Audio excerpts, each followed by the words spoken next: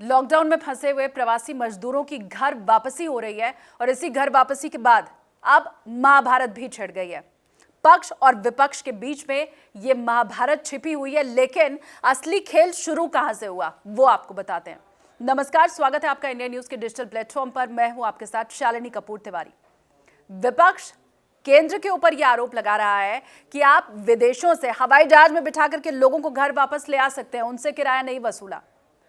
Rail मंत्रालय PM care fund में, जो कि कोरोना काल के लिए बनाया गया है अपनी तरफ से दान देने के लिए, उसमें 151 करोड़ रुपए दे सकता है। लेकिन जब प्रवासी मजदूरों, गरीब मजदूरों को घर भेजने की बारी आती है तो उनसे किराया वसूला जाता है। वजह क्या है इसकी? सोनिया गांधी ने कहा कि हम मजदूरों का ये जो किराया है ये वहन करने को तैयार हैं। इसके अलावा भी तमाम तरह के वो गैर बीजेपी शासित राज्य, उनकी तरफ से भी बयान आने शुरू हो गए और केंद्र के ऊपर ये आरोप भी लगा और कई तरह से क्रिटिसाइज किया जाना शुरू किया गया। अब ये बात केंद्र सरकार को कैसे हजम होती, तो उनकी तरफ से भी बाद में बयान आ गया कि किसी भी मजदूर से पैसा लिया नहीं जा रहा है। 85% ये जो खर्च आएगा केंद्र सरकार वहन करेगी और 15% इसका हिस्सा राज्य सरकार से लिया जाएगा। तो कांग्रेस शासित जो राज्य हैं वो अगर चाहें तो वो 15% हिस्सा दे सकते हैं केंद्र को। अब आम लोगों के मन में ये बात आई कि सोनिया गांधी सच बोल रही हैं या फिर केंद्र सरकार सच बोल रही है। विपक्ष जो दावे कर रहा है, आलोचना कर रहा है, उसमें सच्चाई है या फिर केंद्र सरकार जो बोल रही है उसमें सच्चाई है।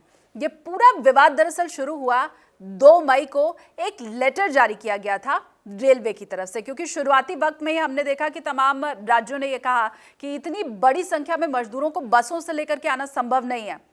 सैकड़ों या हजारों की तादाद नहीं है इन मजदूरों की, लाखों की तादाद है। खास करके उत्तर प्रदेश और बिहार जैसे राज्य में प्रवासी मजदूर सबसे ज्यादा हैं जो अपने गृह राज्य लौटना चाहते हैं। तो ऐसे में केंद्र सरकार से गुजारिश की गई कि भाई अगर रेल चला दी जाएगी तो ये बड़ा अच्छा काम होगा, एक साथ बड़ी संख्या में लोगों को सोशल डिस्टेंसिंग का पालन करते हुए घर हम ला पाएंगे।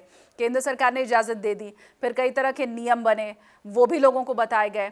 तो उसके बाद क्या हुआ, एक पंजीकरण हुआ जिसमें तमाम जो प्रवासी मजदूर हैं वो अपना पंजीकरण कराएं उस केंद्र पर जाकर के ऑनलाइन। ये एक अलग तरह का विवाद है और उस पंजीकरण के बाद उन्हें उनके गृह राज्य भेजा जाएगा। तो रेलवे ने एक लेटर इशू किया। ये लेटर था 2 मई का। कई पॉइंटर्स इसमें है, जिसमें 11वें पॉइंट के ऊपर बड़ा साफ साफ लिखा हुआ है कि जो राज्य सरकार है वो लिस्ट जारी करेगी रेलवे को, जिसमें डिटेलिंग दी हुई होगी मजदूर की, और उसी लिस्ट के आधार पर रेलवे की तरफ से टिकट जारी किया जाएगा।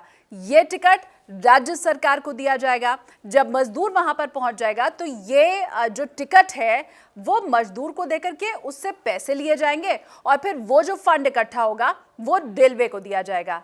मतलब रेलवे खुद ये टिकट नहीं देगी किसी भी शख्स को, लेकिन जो लिस्ट मिलेगी उसके आधार पर टिकट को जारी कर दिया जाएगा और ये पैसा इकट्ठा करना, वसूलना राज्य सरकार की जिम्मेदारी होगी। जैसे ही वो पैसा मिले वो उस पैसे को रेलवे को दे दें। तो यहां से ये पूरा विवाद शुरू हुआ और उसके बाद अलग अलग तरह की अब बातें सामने आ रही हैं, अपने अपने दावे सामने आ रहे हैं।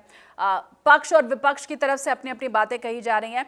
हालांकि बहुत हद तक इन सवालों में सच्चाई भी छुपी हुई है कि हर बार दंश गरीब मजदूर ही क्यों झेलें। लेकिन ये विवाद पूरा शुरू कहां से हुआ और रेलवे का वो जो 11वां पॉइंट है वो बहुत स्पष्ट तौर पर देखा और पढ़ा जा सकता है, जिसमें कोई शंका बची ही नहीं रह जाती है। बिना किसी इफ बट के साफ तौर पर इसमें पूरी चीजें स्पष्ट लिखी गई हैं।